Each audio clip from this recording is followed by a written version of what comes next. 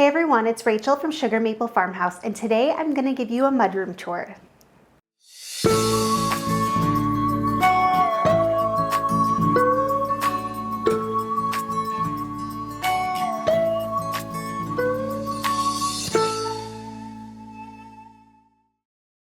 So our mudroom was one of the first things we actually made some changes in when we moved in here to the house about a year and a half ago, 2 years ago.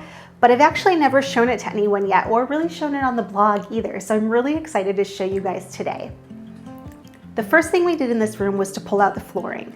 The flooring that was in here before was a black tile. It was kind of dingy. You could never tell if it was clean. You could never really tell if it was dirty, and it just didn't go with the house. So we ripped that out and we put in a brick porcelain flooring. We wanted the look of a brick floor. However, putting down a brick floor is really difficult because number one, brick is porous, and even if you seal it, it's still really hard to maintain when people have been walking on it, and then stuff gets kind of stuck in the crevices, and it's just really hard to keep clean. So we went with a brick porcelain flooring. I love this floor probably more than any other floor in the house right now. We laid out the brick in a traditional pattern. I wanted to go traditional because I wanted it to feel like something that could have been found in this house when it was built in 1900. The next thing we did, and probably the biggest change that we made, was we added some lockers to the space. These are a lifesaver. I think even if you have the space for a mudroom, but you don't have a set of lockers or a place to put your stuff, it can just become kind of like a dumping ground. So I was so relieved when we put these in, and I adore them now. We each have our own space, and there's some special little spaces too. We made a center cabinet so we could put the broom, the mop, and some of the other kind of dirty things we use for cleaning the floors every day and store them in here versus storing them in the pantry.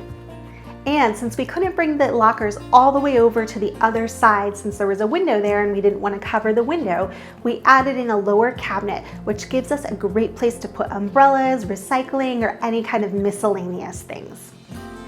The counter of the cabinet also gives us a great place to keep our keys. The counter of the cabinet and the sitting area for the lockers is butcher block. And we went with this because there's actually a butcher block in our coffee area, which used to be a desk for this house, and I wanted to continue the look. I really love how durable butcher block is, and I felt like it would hold up the best to the kids and to time. In each cubby, we put 2 hooks to give everyone enough space to store all their coats, bags, and other things that they bring in from the car.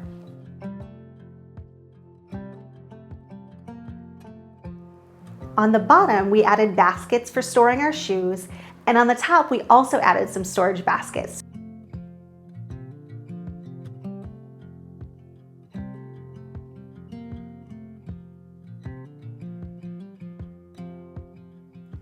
We decided not to go all the way up to the ceiling with our lockers because as it is, I'm pretty short and I can't even reach the second kind of shelf in the locker area.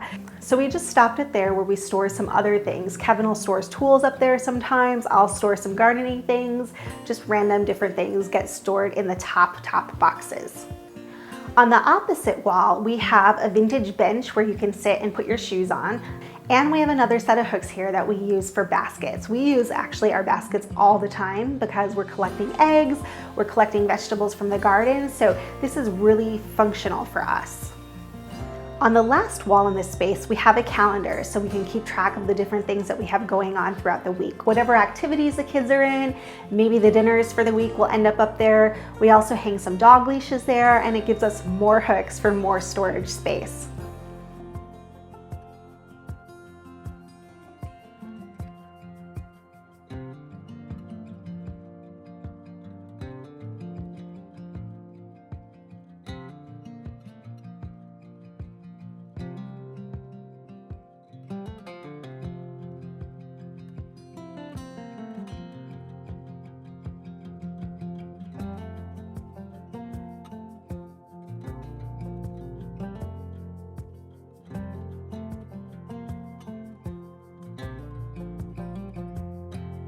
So what do you guys think? Do you like it? I hope you're inspired by this space. If you're working on your mudroom, I hope that you saw something here that you love. If you have any questions, please leave them in the comments below. And please remember to subscribe to our channel so you can follow along with everything we're doing here at Sugar Maple Farmhouse. As always, I'll have a blog post with all the details up at sugarmaplefarmhouse.com. Thanks so much, guys.